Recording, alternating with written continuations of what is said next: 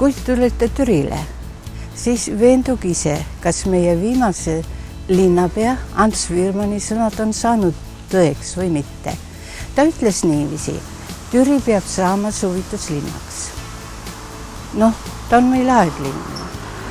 Rand peab olema välja ehitatud. Kui vaadata järve äärt, siis võib seda jaotada. Linna suubuvad teed peavad saama puiesteedeks. Metsatukad peavad olema parkideks. Inetud plangud tuleb maha võtta, istutada hekid ja teha ilusad eesaiad. Kui te olete veendunud, et see nii on, siis on tema sõnad täide läinud. Tänapäeval on Türil 50 hektarit hooldatavaid parke haljasalasid, 7 kilomeetrit puiesteid ja lugematu arv koduaedade pügatud hekke. Siin on looduskaitsealune Lokuta park, siis on Männipark, Türi tehisjärveäärne puhkeala koos kirikupargiga ja kõige tähtsamad ongi seesama koolipark, kus me praegult oleme, ja siis kesklinnas kultuurimaja park. Siin on hästi palju neid nimelisi puid. Siin meie selja taga näiteks on Konstantin Pätsi nimeline tamm. Ja sellel aastal istutati siia Suisapäise auks, kes laululahingu võitis Elupuu. Ja neil oli siuke laul, et tänav, pink ja puu.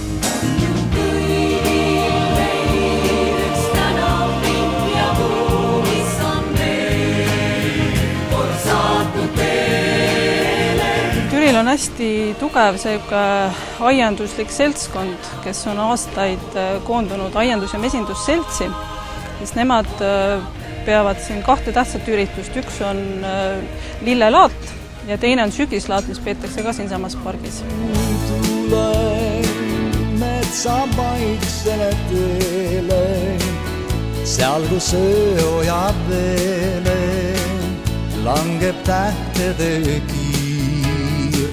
Eesti presidendi kaunikodu konkurss on selline, kus igast maakonnast valitakse 4 paremat koduaeda. Ja sellel aastal läksin Türil eriti hästi, sest et kogu Järvamaa peale 4 koduaiast 3 kaunimat olid Türi vallast.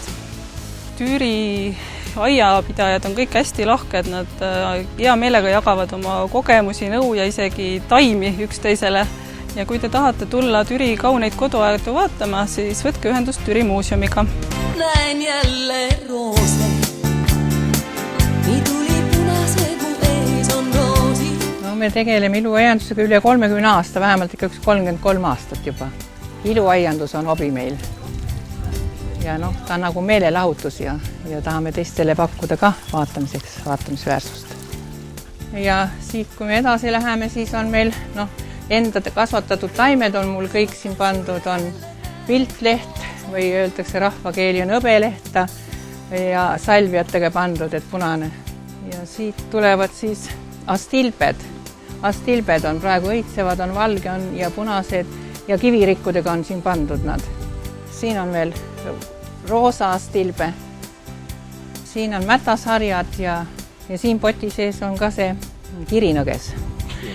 Siin on mul veel inglitrompetiga ühtemoodi, see on ogaõun ja tema on valge õieline, õied on ülespidi ja on pandud siis salviatega, grupiviisi on.